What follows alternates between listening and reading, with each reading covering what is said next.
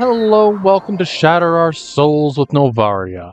Today, we are actually taking a bit of a detour through most of the prior experienced regions of Hyrule.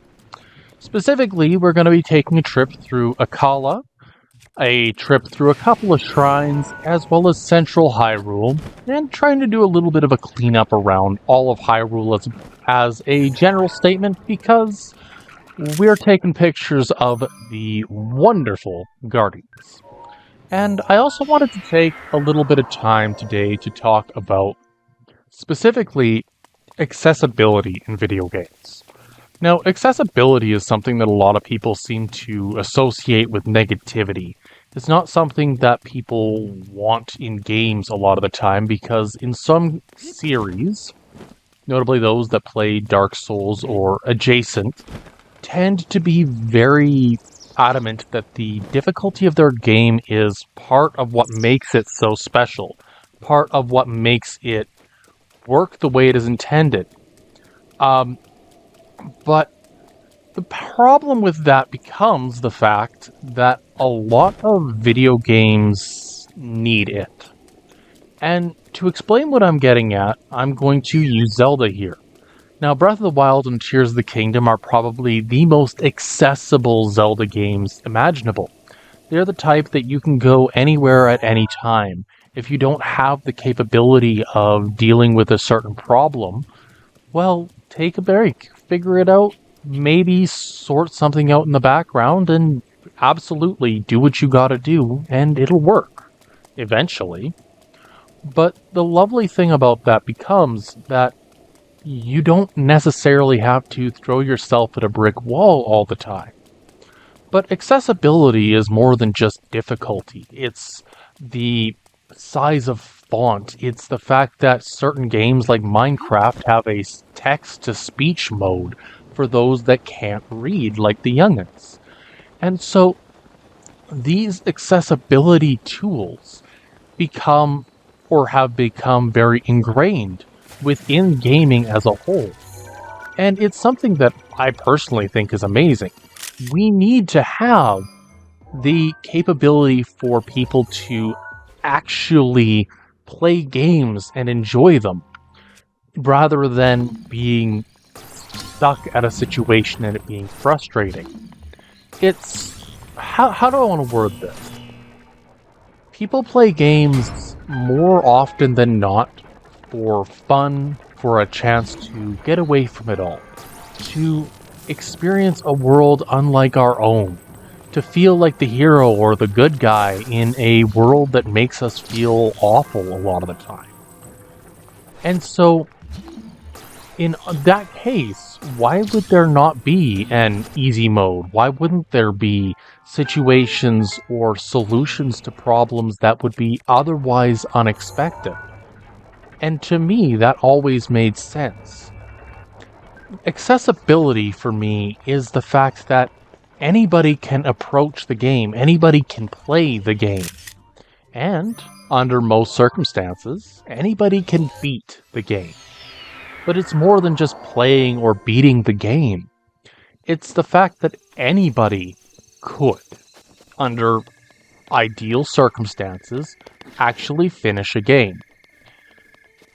Zelda Breath of the Wild has what I would consider one of the most dynamic difficulty systems there is, which is that a player that focuses very heavily on combat is going to find themselves up against more combat situations for the duration of the game.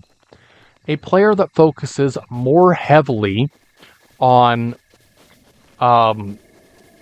exploration is going to find more of the Korok seeds. And so you end up with the situation where, depending on how the player focuses their time, the game allocates difficulty accordingly. There's a certain, I would like to call it an EXP measure, that says, oh yeah, you get certain things after you breach this threshold of enemies defeated. You get this item after this point. And so, it unironically makes the combat-heavy players focus more on, oh, I need to find the next big, strong weapon to fight the next enemy. But it also means that players that might be uncomfortable with combat in certain circumstances don't need to worry as much because, oh, yeah, I found this really, really powerful weapon, and it gives them more time to ease themselves into those combat circumstances. It also makes puzzle solving more reasonable, because 9 times out of 10, every player is going to have a sword, a bow, a shield, and this is just by far and away what everybody is intended to have. But we also have the 4 major runes that solve 90% of all problems. The intent is there. Everything is set up in such a way that we have access to virtually anything we want. Everything we need to complete the game, and are often pushed into the path of least resistance within the game itself, so that a player who wants to be eased into the experience is able to be eased into the experience without feeling overwhelmed by the circumstances that they are pushed into. Accessibility in video games is incredibly important. And to me, that's something that we don't hear enough about. If I were to be honest, 100% right this instant, I could tell you that a young child, probably about 8 years old, could beat Breath of the Wild rather easily. But the problem is that a young kidlet isn't necessarily going to have every single piece of information figured out. They're not going to go through and finish every single side quest. Knowing how I was as a kid, I would gun for the main story. And each of the main quests guides you through dense areas of shrines, of side quests, that really dig into making the game more reasonable for the player over time. You get to the major 4 shrines, or in this case, the divine beasts, and you get more health, more tools, more everything, and it becomes easier just on the basis of you're playing the game. You're learning more about it every single time you pick up that controller. This is the crux of what I'd call a dynamic difficulty system. Everything ties into it being accessible, it being reasonable for your average player to beat it. And Zelda is crafted in such a way, especially Zelda Breath of the Wild, that at no point in time is a player really going to feel stuck. Even the most difficult circumstance that the game can throw at you, even Tide Island, and I'm going to call that the most difficult circumstance because it's the one that gave me a lot of trouble my first run, even that is reasonable to complete for most players because it's a game situation that you're thrown into that makes a lot of sense within context. And I really do like that. It makes sense in most contexts, that it pushes the player to think outside the box and really challenge their understanding of what it is that is actually possible, that they're actually capable of doing within the context of the game.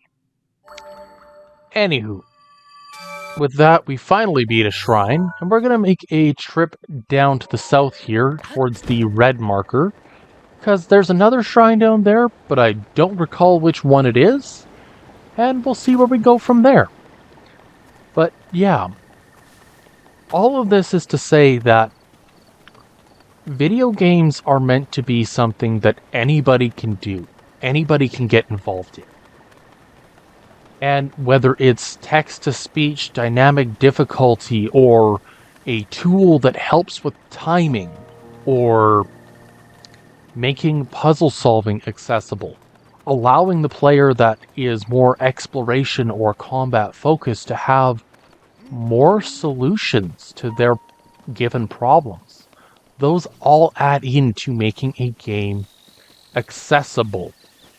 Now, the reason I want to bring up accessibility in this way is because if you looked at two movies like Guardians of the Galaxy or iRobot, these are two movies that are very different in their respective approach.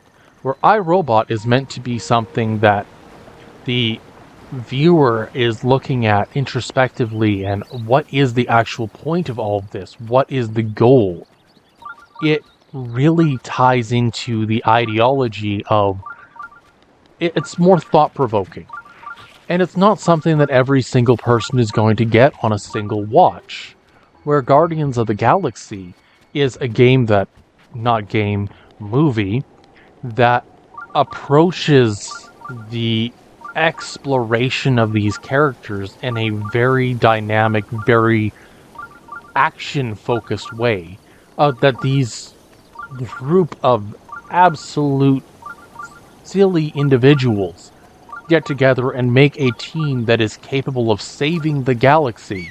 Well, most people would think that's kind of silly, but most people understand what they are going for and what the point of the movie is. And I pointed that one specifically because that is by far my favorite Marvel movie. Anywho, the Totosa Shrine is an apparatus shrine here. And I oopsed, and I did not charge my Wii U gamepad. So we're actually going to head up north towards the Elden Volcano. Because, not that one, this one. The Tamul Shrine, I have not actually gotten into yet. And we're going to try to complete this one. Anyways, if you have anything to add, anything that you'd like to have mentioned, or even just an idea for future sections, maybe you have a belief on Zelda, let me know down in the comments below. While you're there, if you could leave a like, a subscribe, I would greatly appreciate it. Until next time, although this was much shorter than usual, I hope you have a good one.